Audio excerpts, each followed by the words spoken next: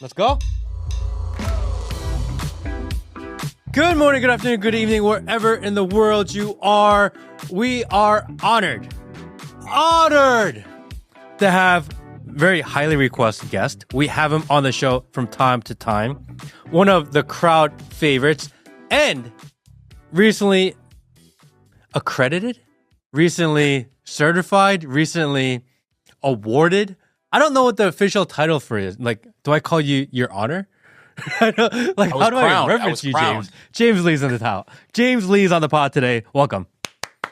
Hey, thank you, Matt, for having me on. Oh, the clap. Yes, critical. I got roasted by you last time when you were on my pod and did not clap. And you're like, yo, why don't you clap, man? Yeah, I'm here. I'm saying hello, and nobody clapped for me. And I was like, oh, this pod sucks. You had a couple of funny comments. Like, people were checking in, obviously, SAR. And then they're like, that's Matt's Jeb Bush moment.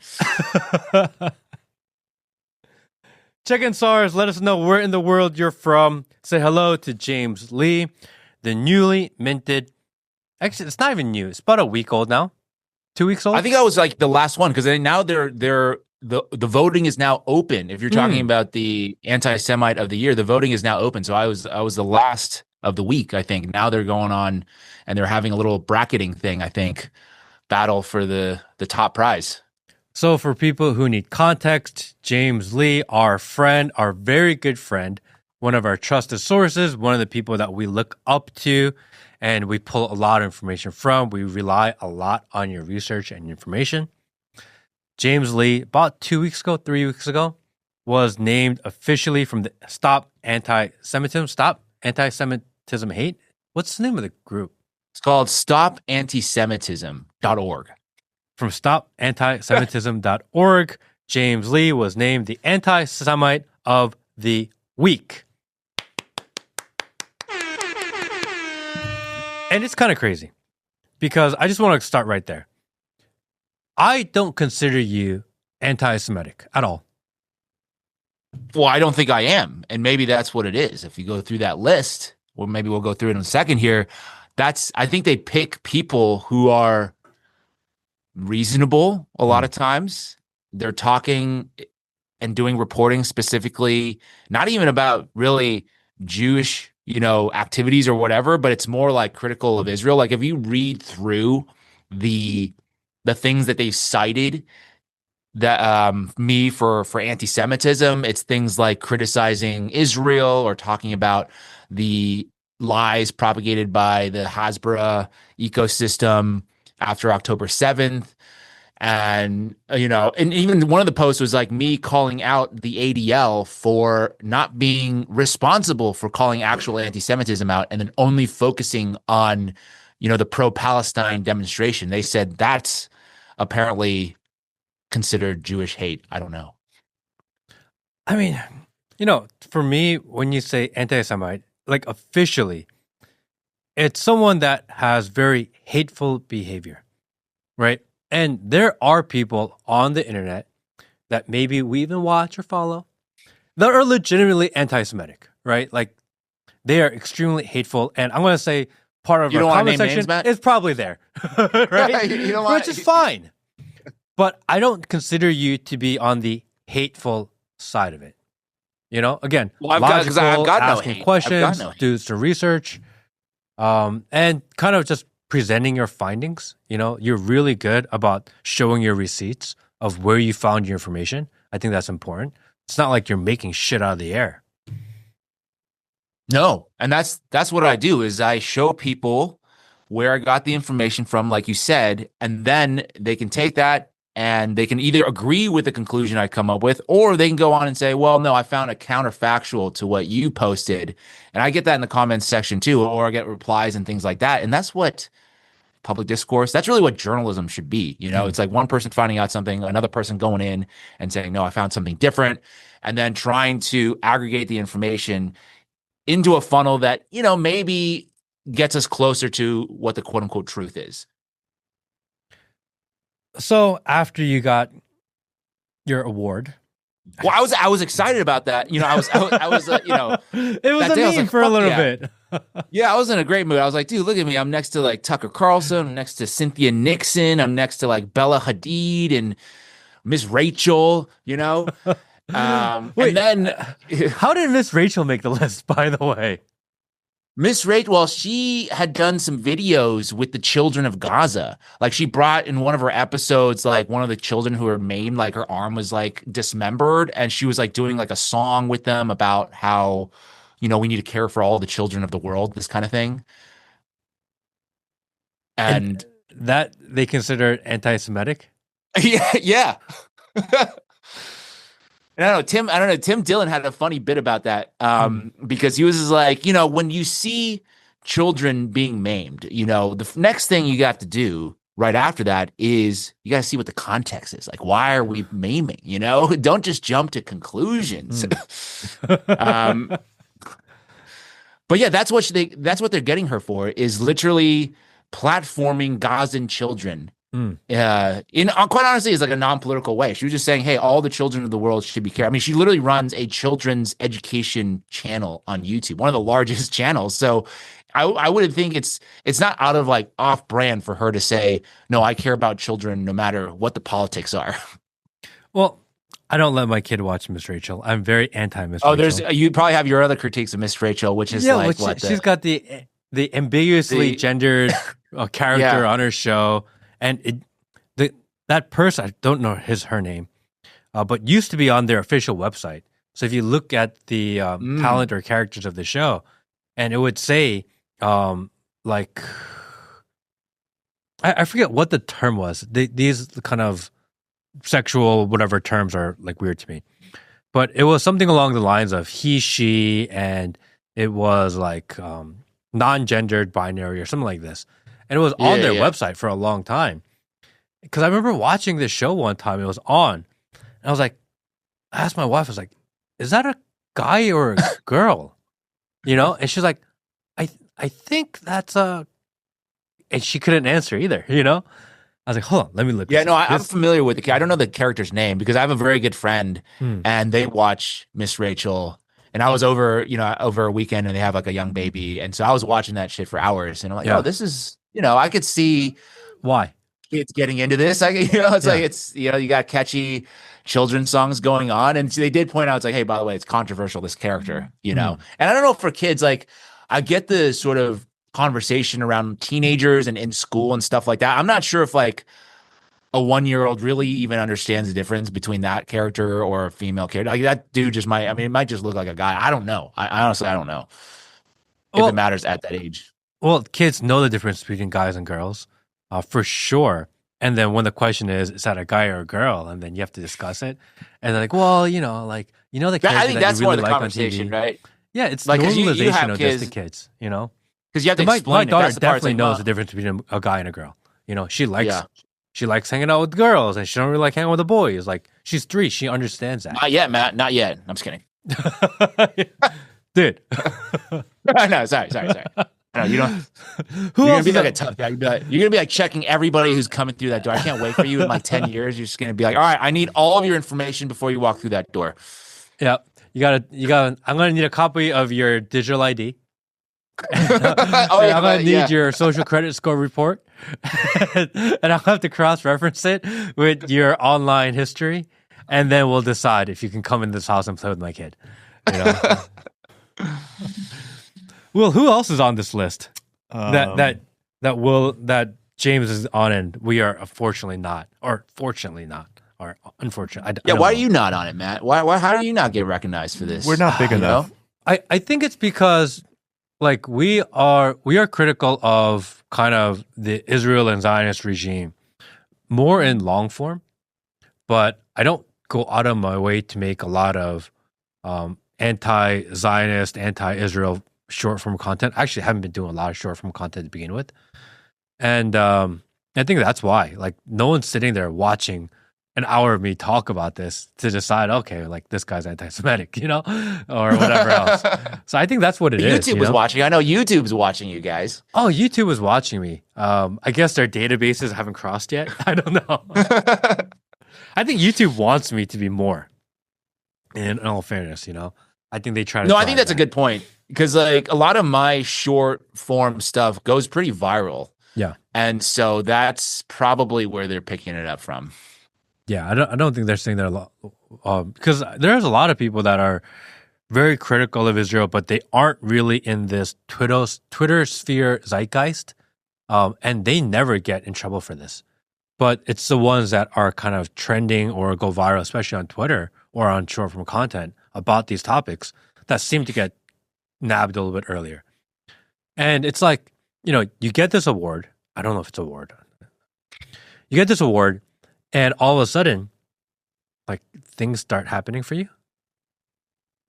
In not such a good way, right? Like I Yeah. said, I was like, okay, cool, this award, because the stuff they cited, I was, I'm not going to regret any of that reporting because it's all true. It's all stuff, like you said, it's talking about anti-Zionism, it's talking about Israel behavior, nothing about Jews. But then they have a little thing at the end there saying, hey, we need to mass report these accounts or this guy's account. And that's when, Wait, about a is week there later. is there a a legal issue with like an organization asking to mass report? Like that's gotta maybe not legal, but that has to break some sort of terms and conditions of these social media websites. If you're organizing a mass report to remove someone from a platform, that has to violate terms and conditions, doesn't it? Theoretically, it should, but I feel like this particular issue has a carve out. There's Hmm. always a carve out for this kind of thing. Because I'm being so hateful. Hmm. They say it's worth it to violate our terms and agreements for this particular purpose. Yeah. So basically, maybe a week or so later, I started noticing some weird stuff happening to my TikTok specifically, where one day I log in and it's just like, boom, you're banned. And I'm like, that's weird because I haven't really posted on there. Like, what are they banning me for? So then I appealed it and then it actually got reinstated like almost immediately. I don't know if it was Hmm. like a bot type of response where they just didn't go through like a human. It just kind of cleared the process, and then I got my account back for a couple days. So I was like, okay, let me just chill here, and it kind of gave me an account ban warning. And the funny thing is, so then they were citing which videos I had violated the terms and conditions, and it was all videos from months, if not even years ago. They were like, okay, this one is a violation, this is a violation, this is a violation. And so I was just like, all right, let me just chill out. And then 2 days later, it was banned again, Hmm. even without me posting anything. So then I knew, okay, there's some kind of human intervention happening, or there's probably people going on my profile and saying this guy needs to be taken down. Because I appealed, I was like, hey, this is I'm just a journalist. I'm literally reporting on factual things. I have all my sources cited.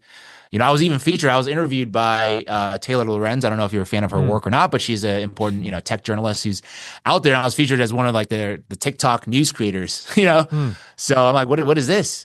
And I'm right now I'm going through like various mediation processes to try to figure it out. Like I went through this group um, that's kind of like a pro-Palestine advocacy group, and they're trying to reach out to TikTok, and they said basically this guy's account is out of scope, and essentially, you know, we can't we can't reinstate it. Really? So yeah. But Do you then they feel of like course don't ever tell you exactly what I'm violating, hmm. like what specific speech is hateful or violating some kind of their hate policy or misinformation or whatever they're citing. I just have no idea. I feel like, and you can let me know what you think too, but I feel like Instagram is being more free speech or pro free speech than TikTok these days. Right now, for sure. Yeah, right now they kind of seem to be letting it rip because um I think probably because due to the competition factor, right? They Mm. probably want TikTok users, right? TikTok's getting all the scrutiny from the press, the government, saying that, first it was dangerous because it was Chinese, and now they're getting some other pushback because of Larry Ellison. And then Meta is just kind of, okay, well, we'll just sit back. We'll take these users because there's no heat on us. So why not let our platform rip a little bit? And then I'm sure at some point, it's going to reach a tipping point where Meta is going to step in and say, all right, we're going to Mm. start enforcing some of these things as well. So I think it's all just like kind of a pendulum back and forth. And then you always have X there, thank goodness, even for all the problems on X, it's still there as like a marketplace, as a balance in the market to allow more free speech to then counter some of the censorship on the other platforms to at least say, well, you guys aren't able to say it here, you guys can say it here. And once again, it's a market check to pull people over in this direction. So glad that exists still. But because Instagram has obviously Mark Zuckerberg, he's Jewish. The CEO of Instagram is Jewish. What's his name? Adam Mosseri. Adam Mosseri. But they don't seem to be as kind of on this, like pro-Israel kind of mission. Like it's it doesn't feel that way, right? Because even I know that they're Jewish, but they don't have this like we are this Israel, pro-Israel Jewish aura about them that say maybe a Larry Ellison and his crew has. Like it feels very different. I think you hit the nail on the head. I was just talking to Janine, Eunice, and Mel. She's like Crazy Village Lady on Twitter.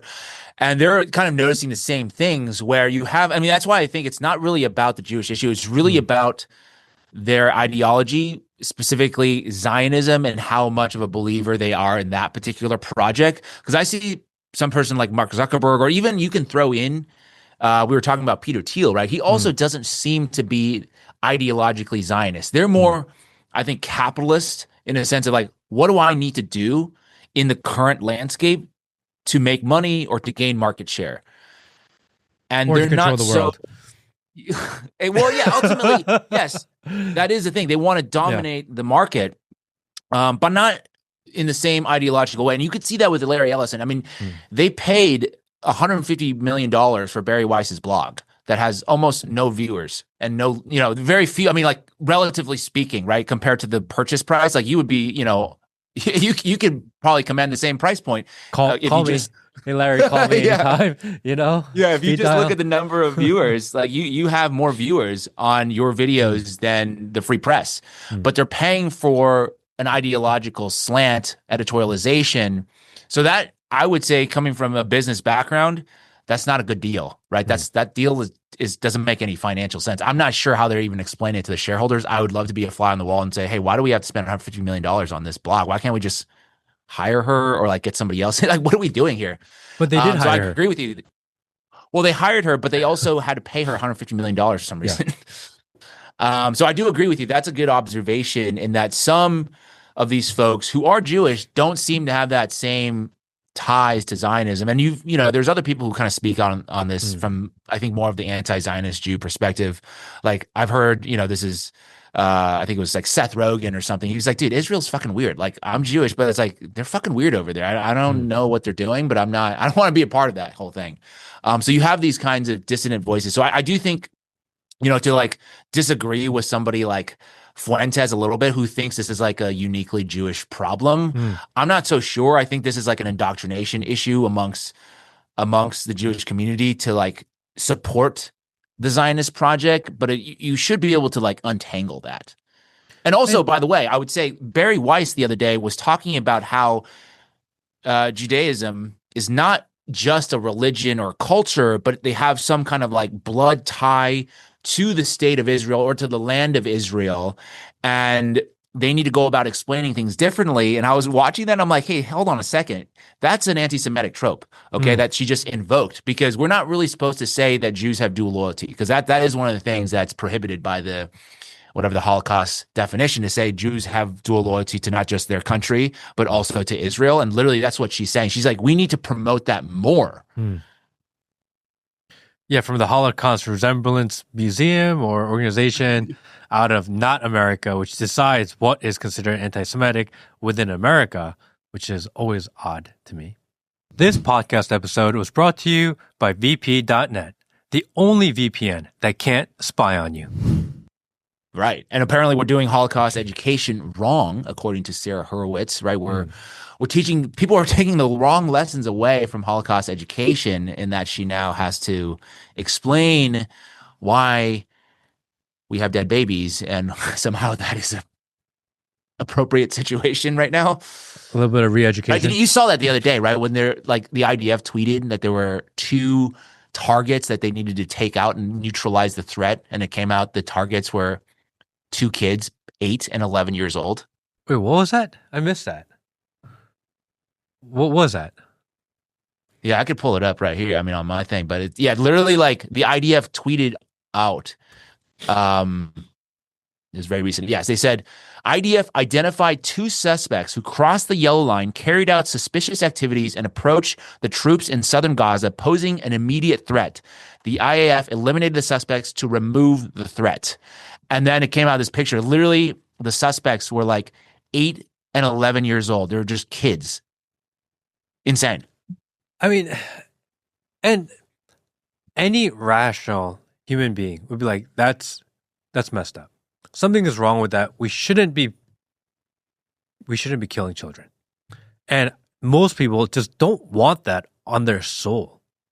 Like No. I just don't want to be supportive of that. And if you call it out, they're like, oh, and you call it out too many times, and they're like, oh, this guy's the anti-Semite of the week, which is just so wild and crazy to me. Like, where are we? What is this? Well, I think this is right now they're still trying to use propaganda as their main form of I would say controlling behavior in the population.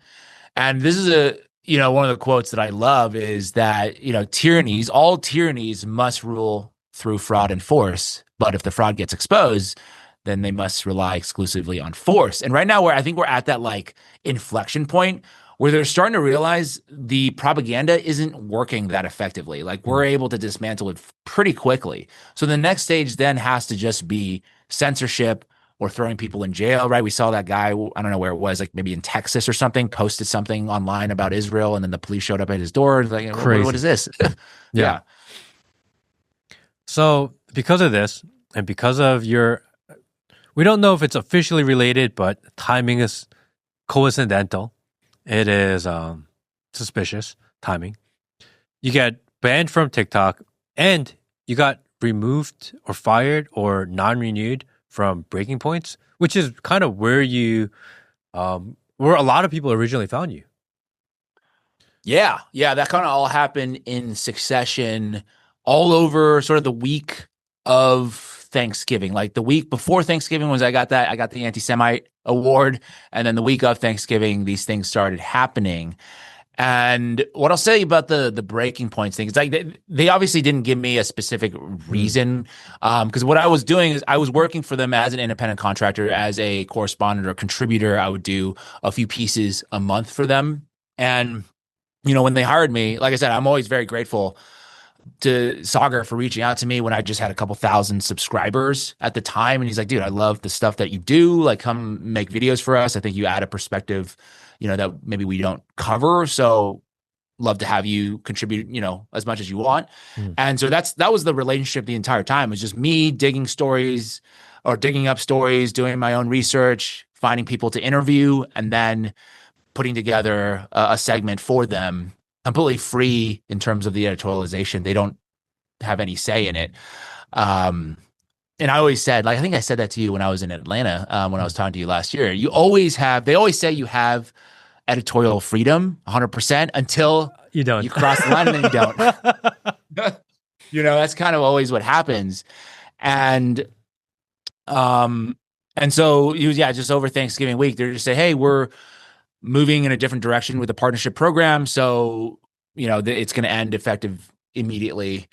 Not really. They're just saying they're kind of going in a different direction. That's kind of the reason they're going. They said it was like 2026. We're going in a different direction. Thank you for all the great work you've done. Boom. That's the end of that. If I were to like theorize, right, and I try to be as cordial as possible because I'm not trying to like invoke some kind of drama over this situation. I'm just like, hey, I'm grateful for the opportunity they gave me. Obviously, things have changed. It's a business decision, and I always take no ill will towards business decisions, right? It's not like we were close friends or even friends at all. It was just like, hey, you're doing work for us, and then that's what we want right now, and then we don't really want that anymore. I'm like, okay, no worries. But I would have to say probably the inflection point would be around the Charlie Kirk stuff. Because my reporting for them had always been sort of focus on these more investigative type pieces, more, I would say, pushing the boundaries. I talked to the author who wrote about Lyme disease and how it was a biological weapon and all the data that she had gathered, all the evidence. So it's things like that I would bring to their channel, which I think is exciting and interesting and people should know about. And their audience seemed to enjoy it from what I understand. But I think over the Charlie Kirk, I didn't put this on their channel or anything, but obviously if you look at some of the stuff that I've been putting out, I've been very wary of the official account, okay, coming from the FBI, Kash Patel. It just seems like there's more there than one lone gunman who has a trans boyfriend, 30-06, left it in the woods. That doesn't make any sense. So I've been doing a lot of that, poking around. And then the second thing I would say that happened was that I tried to interview Elijah Schaffer for the show because he was getting sued by Kash Patel, right, with the honeypot situation, which getting sued by Kash Patel's girlfriend, not Kash Patel, officially. Sorry, yes, to clarify. Officially. Although she's using his lawyer, which is crazy. Yeah, which is, I don't know what the ethics are around that in terms of a public official, but anyways, so in that segment, they said we can't run it because it's potential defamation, which, okay, once again, it's like, it's your platform. So like, if you don't want to run it, you don't have to run it. But there was nothing really defamatory in that because I was just more asking about the lawsuit itself. Like, what did you actually say? What does the lawsuit say? What do you plan on doing to fight it? It wasn't really like digging into, we were trying to prove that Alexis Wilkins, is a spy. There was nothing of that nature. It was more like, hey, this is kind of crazy, right? Like, this is, regardless of whether the claims are true or not, this is obviously an attack on the First Amendment because there's no real reason for that lawsuit to exist other than to intimidate and then tie up your resources in fighting something frivolous. And a lot of people just don't have the resources to do it. And therefore, it just has a chilling effect on everybody else who might be talking about that issue and saying, all right, never mind, I'm not going to touch this because I don't want to be sued. Yeah, I read through the lawsuit. The lawsuit is, I know you know Alexis personally, so you might have a different take on her situation, but regardless, no, I think the lawsuit's like pretty bullshit, like you don't sue people over that. And especially if that's like your evidence. The wordless tweet. Yeah, the wordless tweet. That's pretty crazy. Yeah. Like what's right is right and what's wrong is wrong, and that's just bullshit. You can't just go after people because they hurt your feelings or because they insinuated something. Like this is the internet. If you don't like the internet, then just get off the internet. Like this is really dangerous precedent, and I think this is actually leads to a really bad spot because if she were to win, then this creates a kind of waterfall effect for all types of crazy defamation suits on the internet. Because now there's precedence. And now everyone's going to go after everybody. And this is going to create chaos. It's going to create overregulation of social media, of words. Really what that means is it's going to create further censorship. We're going to have a body that decides, and we're back to this world, which we thought we escaped, where fact checkers ruled the narrative. Because just 4 years ago, fact checkers decided what was allowed on the internet or not. And we knew that these fact checkers were manipulated, that they were not actually fact checking, that they're run by the same organization that has different groups, and they decide and they remove content, they shadow ban content. We thought we were past that, but all we're doing is replacing that system with another one. That's right. I would venture to guess, hopefully, it's an unwinnable lawsuit based on every lawyer that has kind of reviewed that case that I've seen, people posting their takes on online. It doesn't seem like it holds any water, but yes, you're right. If it does, actually, it would be a landmark, precedent to say a wordless tweet is now defamation. I don't suspect that would happen, but it's more done so in like the lawfare type of way where you're weaponizing the legal system to tie people up in litigation for lawsuits that are frivolous just because you can and you have the resources, whereas the other party doesn't. Didn't Biden tell Meta to remove a meme about him? Was that in the Twitter files? Yeah, I think so. Something like that. Was that? And I think, maybe you can ask but you certainly shouldn't comply. I mean, Hmm. if you don't ask, you don't get this. Hmm. But I would say if a social media company would be to comply, then that's now showing some kind of collusion with the government, Hmm. which is what the Twitter files revealed ultimately. And you're right. That's for different issues. It's almost like whichever party is in power always tries to go down that censorship route. It's for a different issue, but they almost do the same as they criticize their predecessor for doing. Right Hmm. now, you have people not just from the governmental perspective, but commentators on the right. I will name names like Ben Shapiro saying that we need safe spaces for a certain group of people, even though for years and years he was railing against safe places, facts not feelings, Hmm. and all this stuff. And all of a sudden, oh, now your feelings are hurt and it's dangerous. Now college campuses are dangerous again, because of speech. Yeah, Ben Shapiro has become insufferable. I can't watch anything he does. I can't listen to him. I don't want anything to do with anything he I touches know. at I this feel like he point. used to make some good points, even though I disagree Yeah. with him a lot before. He used to make some good points. I'm like, oh, okay, I didn't think about it like that. Yeah, there was a time where I listened to him like, okay, that's interesting, or that's a good way to put it, or like he speaks well, and I used to watch him kind of debate college students, kind of like the Charlie Kirk thing, and I was like, Yeah. oh, he got him, he owned him, and then it just went off the rail. I'm like, oh, this guy's the worst. He is so like whiny, and I just can't deal with it. I can't deal with him at all. I'm like, my tolerance level of like whininess on the internet is at like zero now. I just can't do it anymore. I can't. Especially if it's over something that doesn't really gel with the ideology that he's espoused for many years, not just on the free speech front, but also on, America First, Mm. the Trumpism, MAGA. It's completely opposite now. And this is one of the things that I was talking to Elijah about with a lawsuit. And he said there's 3 pages, a quarter of the lawsuit is dedicated to his anti-Israel posts, Mm. not about Alexis Wilkins at all. And he just found that to be strange that maybe there's a connection here in that maybe the stuff that he said otherwise that are maybe about race and things like that are controversial isn't really the issue with some of these folks. It's the fact that they also go the next step and say, I don't support Israel.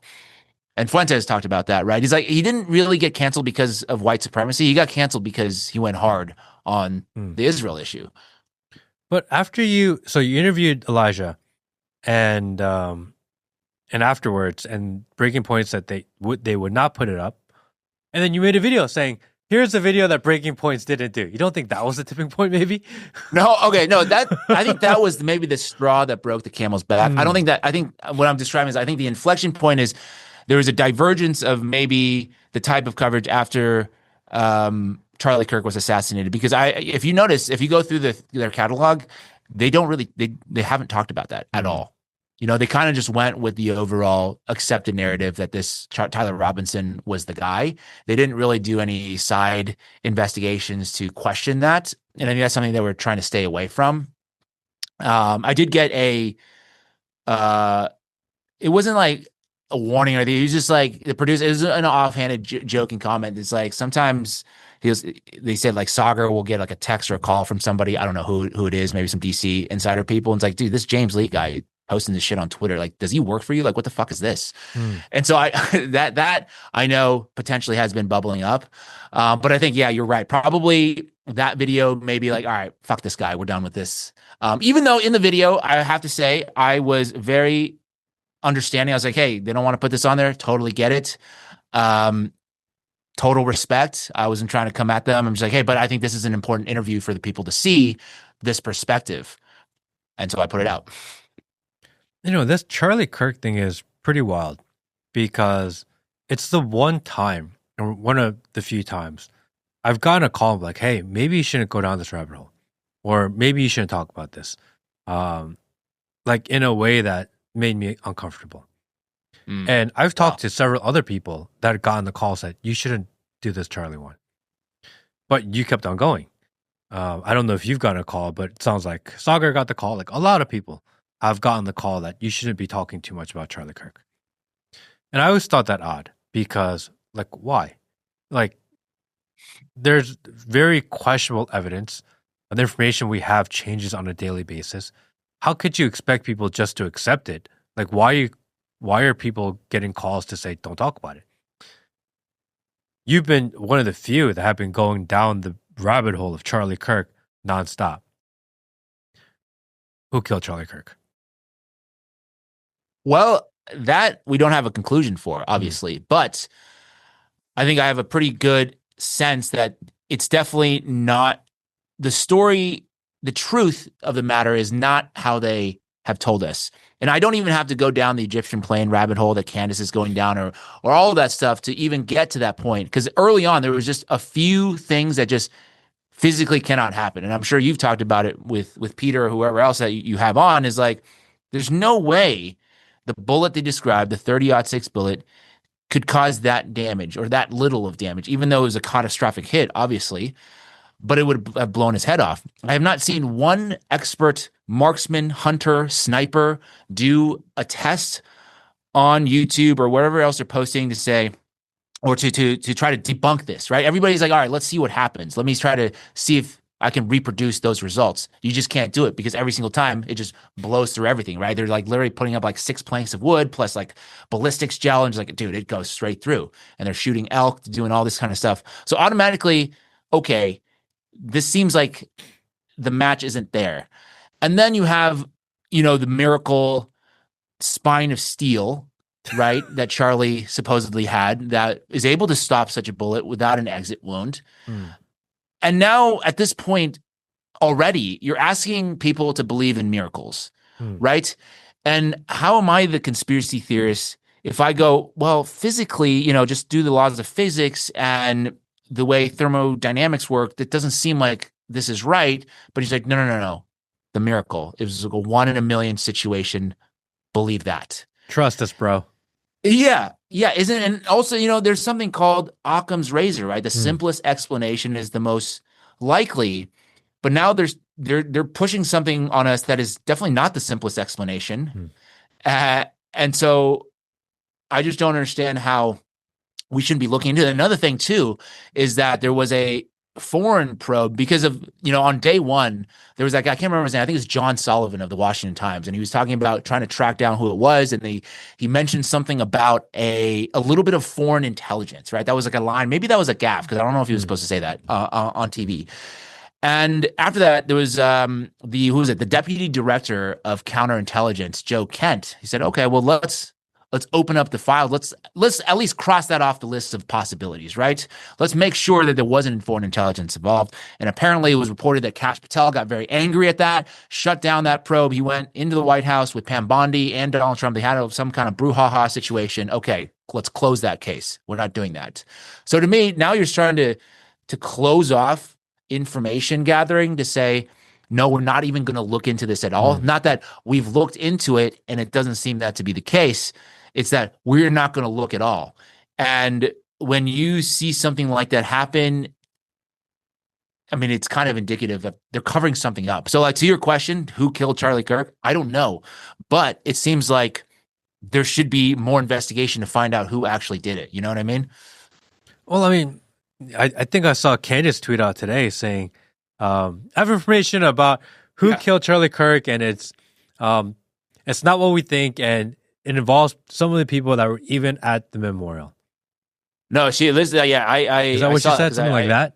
I reposted because he said, she said, I can say with full confidence that I believe Charlie Kirk was betrayed by the leadership of Turning Point USA and some of the very people who eulogized him on stage.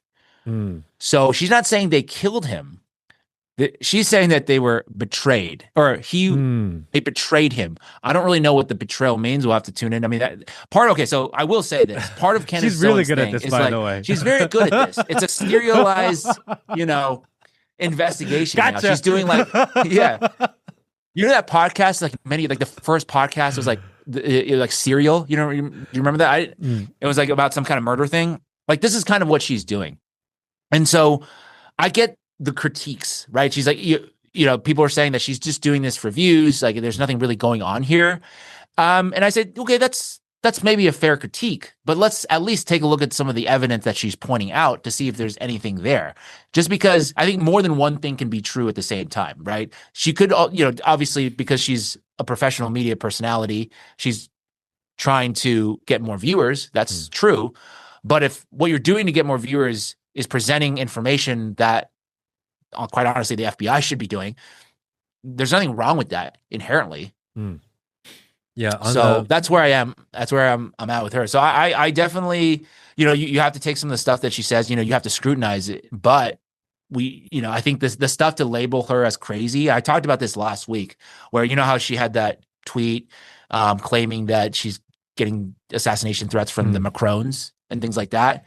yeah. And I don't know if that's true or not, but what I think a possibility. It's a pretty wild thing to make up and just throw out there, though, It is. So that's what I'm saying. I think this is like something that they're trying. I don't know if the assassination threat is real in terms of them actually wanting to kill her, but all they need to do is release this into her information diet or ecosystem to say this is a legitimate threat. And now she goes and repeats this to the public, obviously, because she should. Everybody who's kind of not paying attention, maybe the normie folks are like, yeah, maybe she has lost her marbles. Kind of like what they do to discredit people like Kanye is like to make him seem like very paranoid and manic and like, dude, this guy's having a nervous breakdown. So everything else he says is absolute bullshit. I think this is like a technique they use to try to sway public opinion against somebody who might be sort of hovering over the target, I suppose. Yeah, on the show yesterday, I said I think Candace is directionally correct. Yeah. She's going down the correct way. She's asking the right questions, but she's going places that maybe other people haven't gone.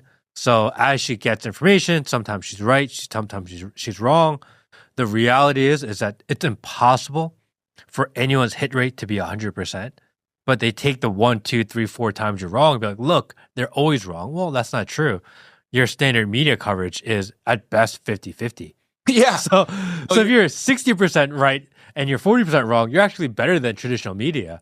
So well, I think that's it's also unfair, not about like right or wrong, because she's not presenting conclusions most of the time. I mean, what she's doing is she's doing a public investigation. This is the type of stuff the police do anyway. They chase down leads, right? They're saying, okay, is this Egyptian plane thing mean anything, right? Do all these, like, where they're landing, is it somehow tied to Erica or Charlie? Let's take a look at that. That's what, detectives do. That's what they're supposed to do. She's just kind of doing that publicly. And sometimes, yeah, I'm like, this is interesting that you're presenting this information. I'm not sure if it ties to the assassination, and it may not, but it is interesting. This is all factual information. It may be sort of a red herring, but it's not like she's presenting this as like, oh, yes, this is exactly what's going on. She's just doing it publicly and with the added benefit of like, hey, this is interesting to listen to. People tune in every single. I was literally at like a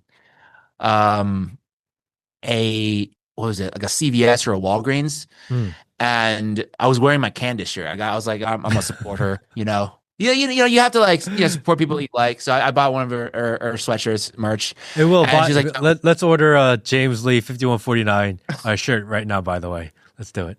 Oh, let's go. Yeah, appreciate that. But yeah, so I ordered one of her shirts. I was wearing it, and this the cashier lady at CVS was like, "Yeah, dude, you listen to Candace?" And I'm like, "Yeah, dude." And yeah, I listen to Candace. She's like, "Dude, that Charlie Kirk, you following that? That shit's crazy." And it's just some normal person. And I'm like, "Yeah, it is very interesting to listen to," and it also is really relevant because we know at this point the government continues to lie and cover things up over and over again.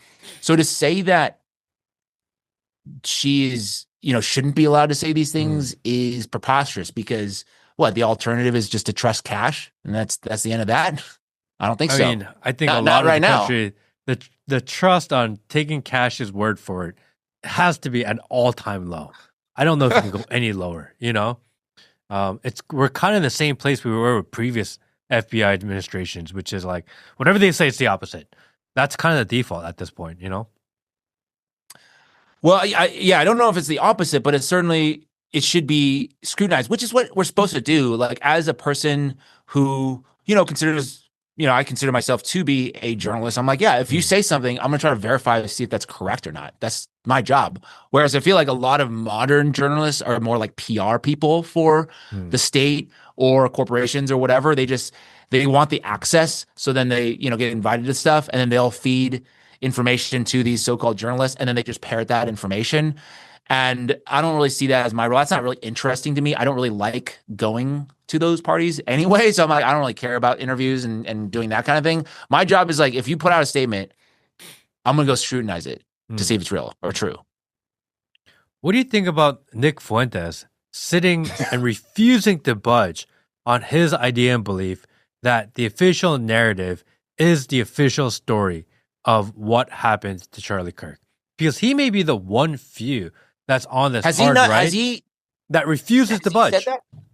Yeah, he's like, there's a shooter, any implication that Israel is involved or any other people are involved is crazy, it's wild. I believe that's his stance. I mean, someone can correct me if I'm wrong, but I believe that's been his stance since day one. Yeah, that's because I'm not a sort of a Fuentes follower. I just see him on the clips. Like I've seen a couple of his shows. So I don't know what he's saying on the day to day. I do know that when it first happened, he did go that direction to say sort of Candace is, off a rocker and this is not Israel, which was interesting. I think part of me was postulating really or hypothesizing that what? It was really early to make that claim also.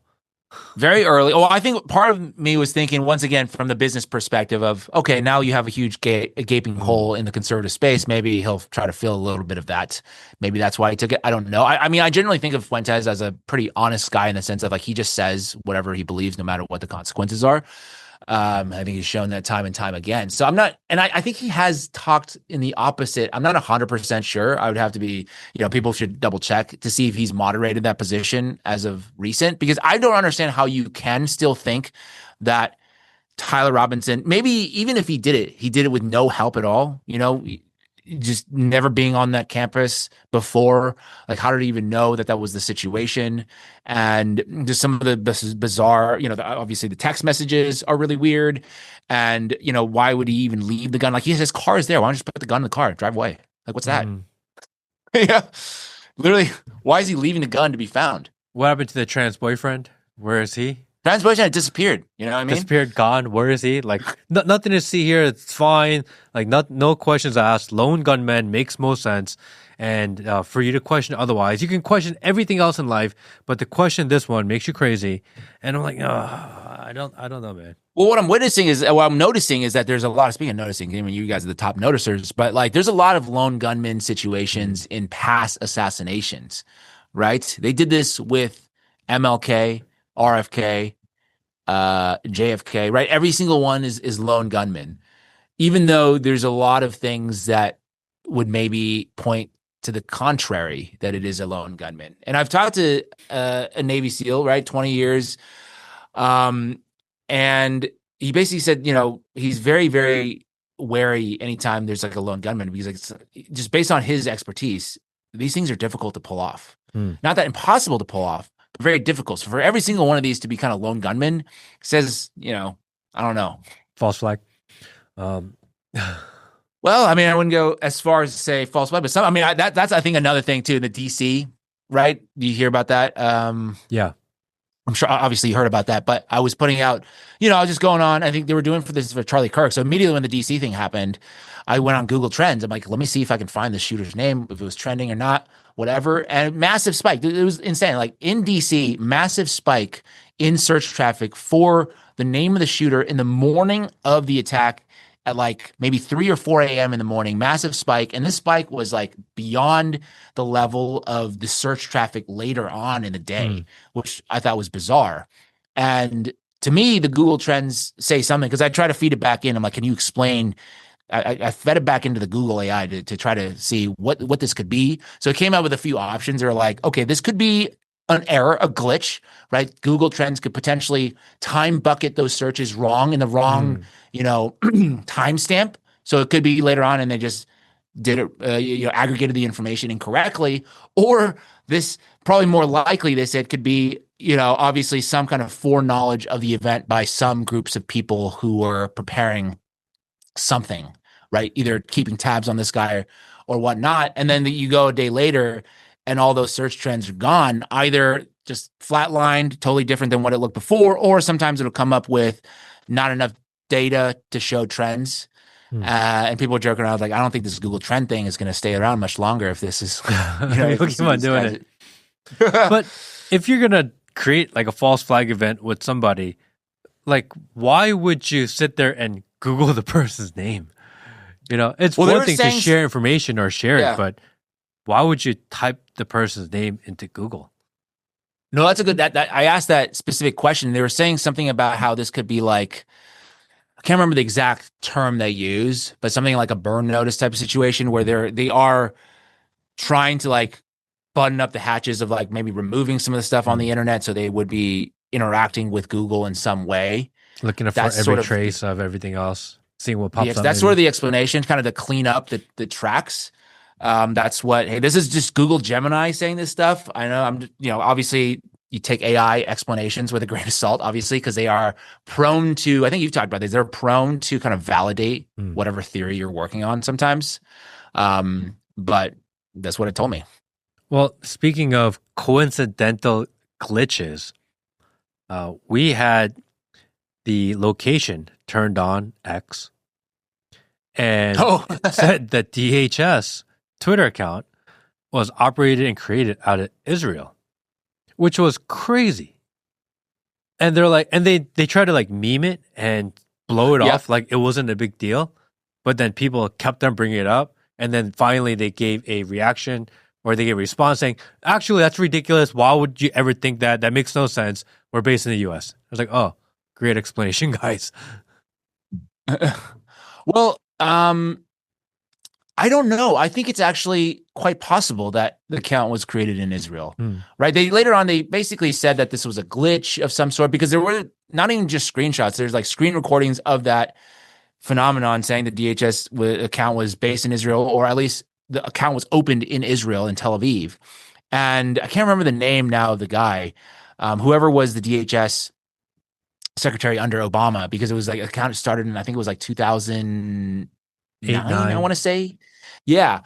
And as we get all of our like counterintelligence technology from Israel, and we train with them all the time. A lot of our protocols come from the Israelis, right? Because they have to defend against, whatever their neighbors. And so it would not shock me if, like, when Twitter was started and they're like, "Oh, we should open up a Twitter account for the DHS," they're probably over there on some kind of like training thing or conference or whatever these. I was like, "Oh yeah, let's help set up your Twitter account." I would not be shocked if that was. I mean, I think that would be a simple explanation for why it was, positioned in Israel, because we probably started over there because we go over there all the time for these types of things, and we would rely on them a lot, for which I think is a problem actually, because now we can't decouple from them because they could just blow us up if they wanted to.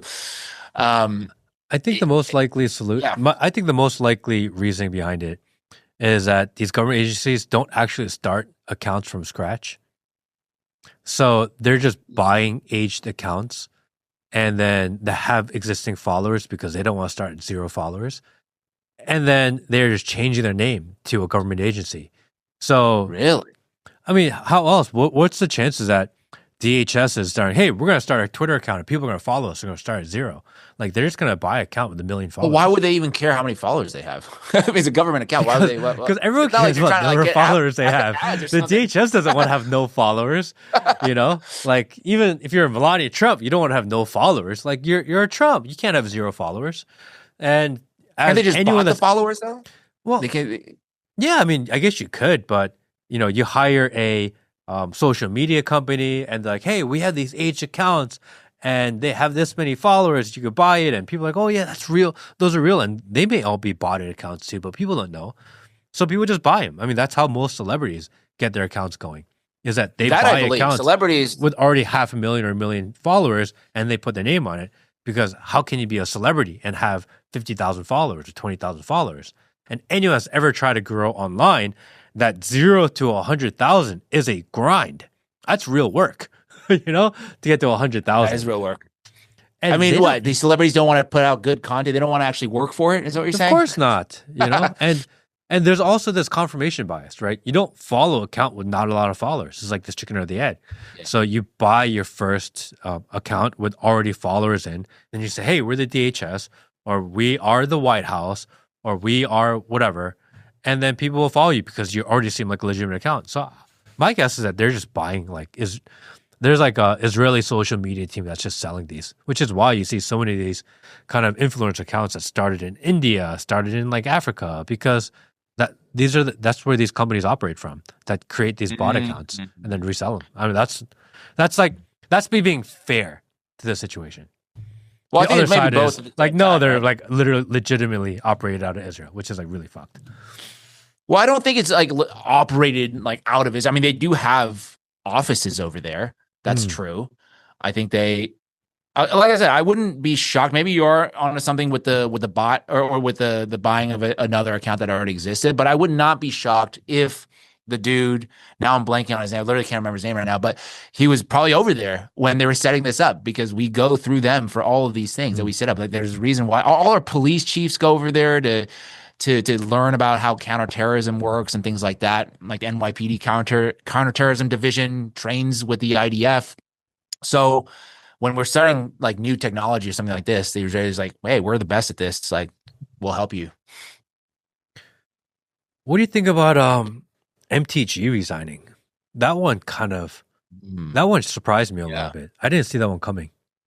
I didn't see it coming either, because she was literally at the top of her game. One could argue like the peak of her influence, because not Mm, only was she speaking to her original base, which is like the MAGA base, she was now reaching, I would say lefties, the people who are like the pro-Palestine people, the people who jumped on board with the Epstein reporting. I've seen a lot of kind of more like liberal accounts jumping on the Epstein thing now that Trump is involved. Before, when it was Biden, they didn't want to touch it, but now it's fair game for them at this point now because of the partisanship, which, I think that's bullshit, but that's neither here nor there. I think she was at the top of her game, and to see her step back like that was very unexpected. mm, And in terms of the theories, I think, she did publicly say that she was getting death threats. That's acknowledged, and I wouldn't be shocked if that was legitimate. And I just think that probably she was like, fuck, man, I'm pretty wealthy, right? She's done very well for herself with, I think, the construction business, multimillionaire. She's made a lot of money trading stocks, right? If you want to critique her, that's something that she was definitely involved in, trading, with potential insider mm, information. And she's like, dude, I'm out. I'm done with this. I don't want to do this anymore. There are other people saying that maybe she's gunning for president or whatever. I'm not so sure that that's the best move if you actually want to run for, because I think I said it with you in the last conversation. I was like, I think MTG might be carving herself a lane mm, to maybe be the true MAGA, quote unquote, to oppose maybe a JD Vance in 2028. And I don't see this route as like the best avenue for that, because it mm. kind of makes you look like a quitter, Yeah. like you quit on your people when they need you the most, like these victims, like you're their voice in the halls of Congress, and now you've kind of just taken a step back. So I do think she's probably doing it for personal reasons. We'll have to see, because like if she continues to maybe do, let's say, podcast circuit, keeping her name in the news, maybe she's still vying for public office later on, or maybe she's trying to get a job at CNN. I don't know, Mm, but I do think it's kind of unfortunate, because you finally have somebody like true MAGA that I would consider, that's actually saying, no, we should do these things because they're the right things to do for the American people. When was the last time, I was thinking about this. When was the last time we passed a law that was like protecting American sovereignty of the people, right? Because you have all these things. Because I was listening to the CIA director, like one of his podcasts, the John, sorry, ex-CIA, not director, mm. but the whistleblower guy, John Kirikow. I don't know if Okay. you probably Yep. know him, right? Yeah. And he was talking about how, no, we have this torture act that was passed in 1946 that's saying we can't torture people, this and that. I'm like, when the fuck was the last time Congress passed something? It's like, hey, man, you should not be allowed to do these awful things. When was the last time something like that was passed? Can't remember. I wonder if in Georgia there is a Senate race coming up this year.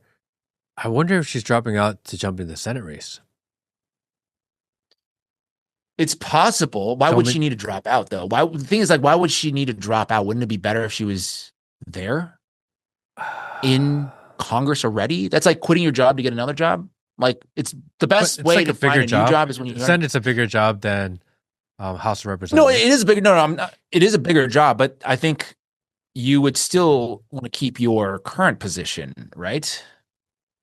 I mean, it prevents you from doing too much campaigning because you got to work while also campaigning. Senate, if you're campaigning for Who's Senate running? Let in me see. Georgia, Who's you running kind for of Senate? have to be in Georgia. It's an election for this year in Senate for Georgia. It's gonna be a really important seat. There's a Sure. lot of Georgia elections going on. 'Cause you're Um, there. Who's running? Do you know? Let me see here. John Ossoff, obviously. yep. Isn't Kemp running? Brian Kemp, Yeah, governor, governor. may be running. Who else? I forget his name. There's a couple of congressmen in Georgia that are throwing their hat in the ring on this on the Republican side. And Not to bring it back to Burt the thing we were Jones, talking yeah. about John Ossoff. There was something where he like didn't vote for one of the bills to fund something in Israel, like the Iron Dome, like one missile shipment. He was like, I'm not down with this. And then I think there was like the Democratic Jewish Coalition came out and said, we're going to endorse Kemp actually. Yeah. Oh, really? Because yeah, I'm like, what the hell is going on here? Yeah, I mean, it's just going some to be an bizarre, important seat, here in Georgia. It may be potentially a 'cause tiebreaker seat. I mean, you're there. Is Ossoff pretty popular in Georgia? I mean, we'll see what happens because there's this trend of traditionally blue areas going red right now. And we saw it during the recent election cycle. People try to deny it, and the MAGA right try to say like, "Oh no, it's not a real thing," but it's a real thing. You mean red areas turning blue? Yeah, red areas turning You blue. said the other way around. Oh, sorry. Yeah, red areas turning blue, and we're seeing it all over. I think today is the mayoral election in Miami. I don't know if you know, and no one talks about this right now. No, Miami that didn't get us has nearly any coverage compared to the New York City election. Yeah, the Miami mayor has been a Republican mayor for something like 30 years. And it's going to go blue. For the first initial time round, in a long time. And Trump gave his official endorsement to the Republican candidate, and they're going to get crushed in a brand new... It's next week. It's next week. Yeah. December 9th runoff between Aline Higgins and Emilio Gonzalez. Yeah. And Trump endorsed Gonzalez. And he's going to lose. Well, based on the first round, Aline Higgins has like quite a considerable advantage. Yeah, and that's because two Democrats split that ticket. So it's going to a runoff. Now it's only one Democrat against a Republican. Oh, the other guy was a Democrat. Okay, so then she probably has it in the bag. Oh, it's in the bag. She's going to win. And this has been a Republican city. The city of Miami has been a Republican mayor for 30 years. So this is a trend that's happening everywhere. Trump's endorsement does not mean what it used to mean. And I think, you always said, politics is fake and gay, and this is, fucking. I think Trump has sort of eroded any kind of credibility that he used to have. I think he had to have stuck to a couple of the issues that he needed to really go hard on. I think he's abandoned, and I think that's just too much for people. Yeah, I mean the Epstein thing was big for a lot of people that are maybe in the center, or people that are even on the left, or people that voted for Trump for the first time, or maybe voted for the first time forever. The Epstein thing was a tough one for a lot of people because in their minds, like, that guy's a bad guy. There's no way you can convince people otherwise. There's no. Yeah. And for them to kind of do this dance and change their story and change their narrative. Oh, there's nothing to see here. No, it's only the Democrats. No, actually, it's only certain people. No, we're going to show the files. No, well, first we got to redact the files. Oh, wait a second. We spent $1 million to redact the files before we decide if we're going to redact the files. It's like, wait, what is going on here? And people see this. And we say all the time, the internet is undefeated. You can't do these things and not expect the population to figure out what's going on, at least at a surface level. And if you're the guy that's part of the cover-up, bro, people don't like this anymore, Like, celebrity endorsements don't mean anything. People like people that they feel like can trust. And people used to feel like they could trust Trump, It's like, oh, at least you may not like him. Maybe his character is weird. Maybe he says something in a funny way, but he's at least telling us what's going on, and we believe that. And he lost that. And once you lose that, like, everything else crumbles with it, I think. I think so, because a lot of people were, I think, willing to overlook whatever the womanizing or some of the salacious things that he's done or the things that he said, because he was going to say, release the Epstein files, or he's going to end the forever wars or whatever. And now it's so easy to just see through that. And it's like, oh, we're about to attack Venezuela for what reason? I don't know. What are we doing there? Is it Really? Because there's like what blowing up fishing boats because they're carrying drugs or something? I don't know. I haven't looked closely at that, but it seems like some of them are actually just fishing boats. And then now we're doing basically a pseudo coup over there. I don't know. Another regime change war. The regime change. Yeah, exactly. Mhm. Like people are tired, especially because the US is not in the position that we were in like 25, 30 years ago, where really like everything was fucking humming here, right? The economy was booming. Everybody's life, was getting better from one year to the next, right? People were getting into houses. You could see like development and all this good stuff. And then that's like, okay, fine. Things are going well here. Do your shit abroad. Don't care. But now it's like you have all these cities that are crumbling away, bridges collapsing, and you have people, paycheck to paycheck. We have healthcare issues. And it's really hard to justify why we need to go over there and be doing this kind of thing when we're having so many problems here at home. And I think that's, when you come back to the Israel issue too, I think that's the problem here. The Israel issue, a lot of people were talking like the diehards, the Norm Finkelsteins, they've been at it for years. Like this is fucking apartheid, genocide, all this stuff. But it was like fringe, I think the reason why it's been mainstream is like people are saying, wait, hold on. We give how much money to them every year? And yet like we have like no fucking roads here. Like, our whole system is crumbling. Like we can't pay people. People are like struggling to eat. Our food system is poisoned. Like, why are we doing this? And I think that's, a lot of people's discomfort or maybe annoyance with this whole thing is why are we doing this? Right. It's hard to justify those foreign policy decisions when you like can't take care of your own people.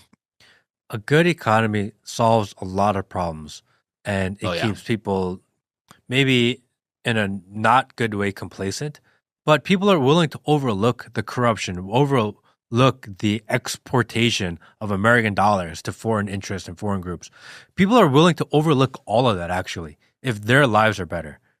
But then we're just told that, hey, the economy is good because the stock market is good. But people are looking at the pockets and go, oh, no, like I can feel it.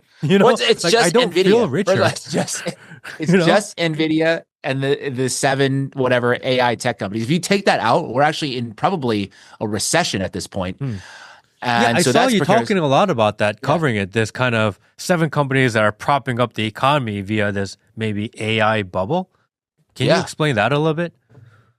Well, so this is what I've looked into is that, so I started with a story which is interesting about Iceland, because I had never heard of this, but I was talking to one of the investigators from Iceland. A lot of people don't know that Iceland had this massive banking collapse. This is like before, sort of, it's like maybe concurrent with the financial crisis, but essentially what the banks were doing was generating fake demand for their stock by issuing out money to like investment firms and shell companies they created, and they would in turn then reinvest back in the bank, and they would look like, wow, we have so much going on. But all of it was like circular financing, where I'm going to give money to you, and you're going to give that money back to me in some kind of way, but we're going to try to hide that.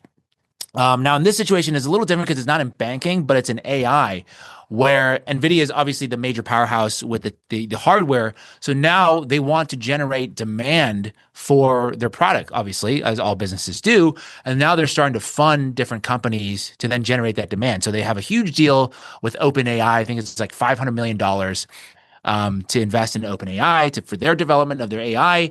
And then in turn, OpenAI signs a deal with NVIDIA to buy their chips. Okay, so now you're basically, that money's flowing to OpenAI. It's coming back this other way. And then they have a venture arm, NVIDIA does. They're investing all these all these AI companies. And they in turn have deals back in the other direction to generate that future demand. Because NVIDIA is trying to show like, hey, every single quarter we're going to grow in terms of our sales. Like we're going to hit the earnings. And that's what all the stock market cares about is like they're going to hit earnings. I think the CEO, Jensen Huang, was like, dude, I think the economy would collapse if we missed our earnings. And he's like, I'm glad we got it. We got it done in the last quarter. They shot past their earnings. So good for the economy in that situation. Now, the problem here is that, is AI really going to sustain the size of money that's flowing around right now? Can this actually sustain? Because you're probably going to have maybe one or two winners in this thing at the end. Everything else is going to collapse. And when that happens, the whole stock market is going to tank alongside with it. Because right now it's propelling because people are making bets like, hey, this company is going to make it. So I'm factoring that price into the current value. But let's say, if OpenAI can't deliver on what they promised, right? A lot of the other AI experts, I talked to this guy named Travis Oliphant, who is he is the CEO, I think, of the Open Source AI Foundation. And he's a pro AI guy, but he's saying that the way they're doing AI now is very dangerous. It's closed source. We don't really know what's going on in this black box. Open source it. Like, we need to know what exactly they're programming in. It's very dangerous. Now you have AI monitoring AI. That's not going to end well. And he's, in terms of his science background, he was like actually the inventor of NumPy, which I guess is the coding language that makes like Python work. I don't know the technical details of that, but what he's saying is that a lot of the stuff that they're promising with AI is just not there in terms of the technology. And so they're overhyping something, even though it's like, yes, we see this, like ChatGPT is crazy and all this Google Nano Pro. It's like, it's making these crazy images that are like deep fakes and stuff like that. But like, from a functional perspective, what can it do beyond this, right? Yeah. When you start getting into like AI, this is fun, but like, are you generating business off of this? Like, that's why some people are critiquing like, oh, OpenAI is getting into like porn now. It's like, when you get down that path, it means, okay, there's something lacking here. It's like, do they not have what they need? And now they're just looking for one of the easiest ways to monetize, right? Like, I don't know what the percentage is, but like a large percentage of the internet is just pornography. So they're like, oh, huge market. Let's get into that. Yeah, you need a way to monetize. You need a way to justify your high valuations, the circular financing and circular investing, and one guy invests in another and makes a deal, and everyone's stocks goes up at the same time. But there's these crazy expectations, and eventually, and people are betting on future earnings. But at a certain point, the future earnings that they're betting on is so far away that you just can't do that any longer. And once the expectations go down, and the whole economy goes down with it, I don't know, man. How long do you think we have before this thing kind of collapses? I think it's going to collapse. I think it feels like, like the Michael timing thing is always... Yeah, Michael Burry just short-sold, right? He did. All these AI companies. And he's the one that called the stock market crash or the real estate crash in 2008. How long do you think he was a couple years early? So if you were to look back on the timeline, I think he was maybe 2 years early from the crash. I think he started doing the shorting in, I think, 2006. So if we were to maybe make the same assumption that, hey, he's probably not wrong about this, right? It definitely looks like a bubble. It's hard to know when the bubble will burst. So he was a couple years ahead. Maybe he's a couple years ahead again, right? We'll have to see how that plays out. But I was certainly, a normal person, right? They're not really involved in this, betting themselves. But like, you really have to, at least that's what I try to tell people, is like, you got to make sure that you are prepared for this. Like, whatever you have to do in your personal life to prepare for this, because in the end of the day, it's going to be like the working class people that are going to suffer from this situation, right? Jeff Bezos, he had a clip the other day, an insane clip. He was just like, oh yeah, some of the bubbles can actually be good bubbles. He was saying that the AI bubble is going to be good because we're going to get something out of it. I'm like, really? Is that?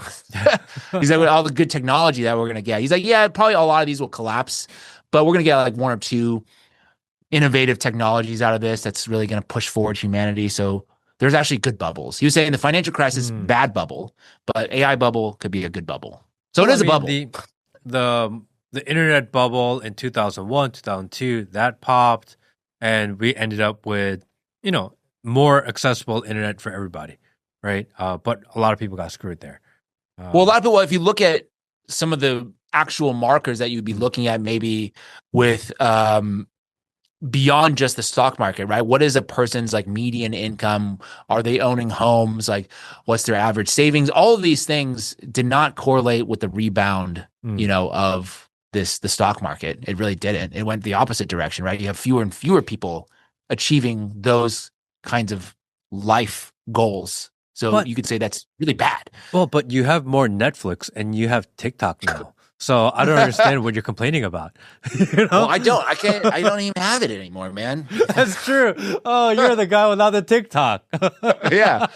And I'm so I guess I would say, principle. I'm like, I'm not going to start another TikTok account just to consume. Damn the man. Like either they, Damn the yeah, man. exactly. They don't want me there. Fine. I'm not going to be there. I'm not going to, even though, because sometimes I'll see interesting TikTok videos, other people, good, interesting stuff, but I guess I'm going to have to miss out on that.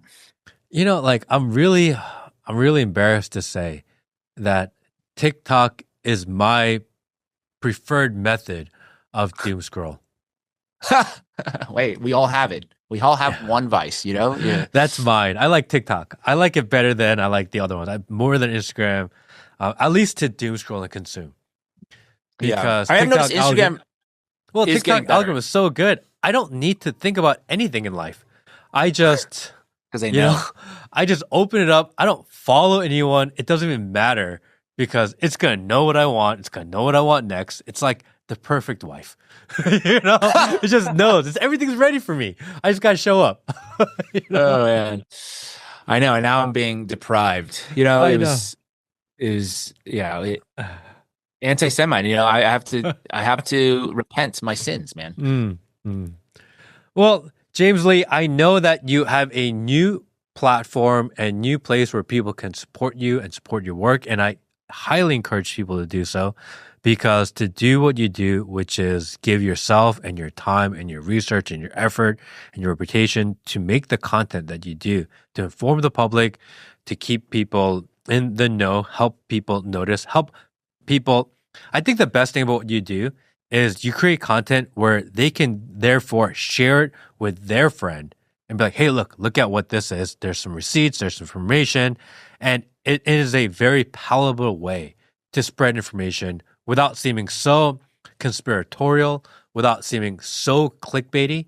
It's in a way that you can say, hey, my friend who I argue with, that you say you don't believe me, at least check this out. Here are some receipts. I love that you do that. I think you are doing really important work. I don't agree with everything you say, but I agree with most of what you say. So you have a new thing out. How can people support you?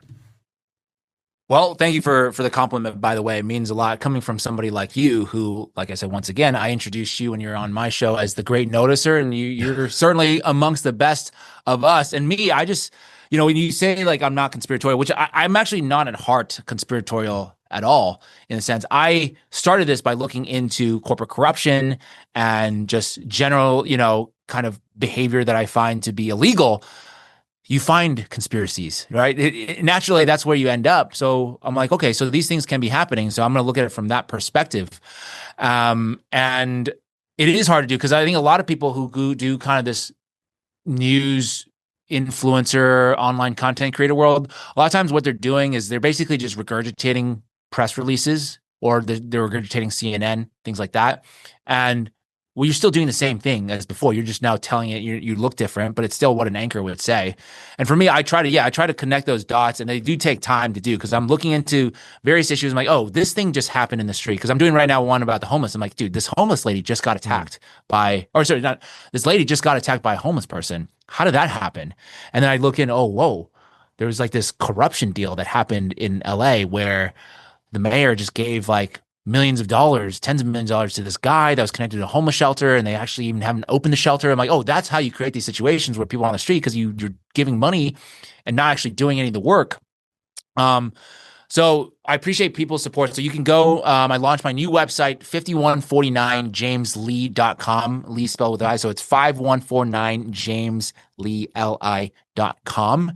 And that's where I'm going to be doing, like, everything will be posted there. So I'm still keeping all the information free, basically, because I think that's important to do, is that I don't want to gatekeep any of my research or any of my findings. I want that information to be out there in the public because that's the most important thing to do. But unfortunately, because of my recent TikTok ban and also not contributing to Breaking Points anymore, a lot of my income obviously has been removed, has been hit. So I do want to find a way to kind of support myself so I can still do this type of work. So what I'm doing for the members, if you want to pay up, it's like $9 a month, just to kind of support me and what I do, is I'm going to be doing like a weekly live stream with people, just like kind of hang out, maybe dive into some other things, maybe give, if you guys want to ask questions more like, hey, what is your opinion about this? Because a lot of times, like you said, I'm not trying to lead with opinion. I'm trying to lead with facts. I'm trying to lead with receipts, data points, and then I want really ultimately you to make the conclusion, or maybe you to do more research to follow up on it. But there, if people want to just get my opinion, take on something, like for me, it's like I'm not going to necessarily publicly talk about like why MTG resigned, but I think that would be a great stream, platform to talk about, hey, what do you think happened there? Right? Because that's not really in my domain of research to like talk about, why some person is not in politics. I honestly like I agree with you. Like politics most of the time is like I don't even bother with this stuff. Blue team, red team, doesn't matter. I like to focus more on like the interesting things. So if you guys could support me there, that would be awesome. But like I said, a lot of people like messaged me in the last day. I mean, the response that I've gotten in the past like 12 hours since I put that video out has been like honestly shocking to me, and I appreciate it so much because I thought maybe like a few people are gonna watch that video. It's like a personal thing, right? Like, who cares if I was fired? Like, who gives a fuck? But I mean, so I want to say thank you. If you're one of those people listening right now that's supporting me, I want to thank you so much because it really does take like an army to make this happen. And so I appreciate everybody's support. And, I'm hopefully going to be able to live up, I want to deliver for you guys. Now that you guys are there for me, I want to deliver for you guys and making sure that,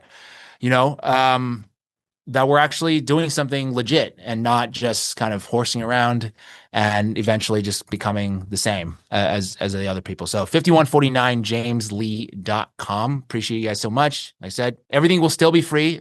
This is just for those, who want to take that extra step, want to be a part of something I think is good, that I think is pretty awesome. Support James Lee. Thank you for hello. Thank you for coming back on the show. As always, welcome anytime. Thank you, everyone. See you next time. Thanks, Matt. Appreciate you.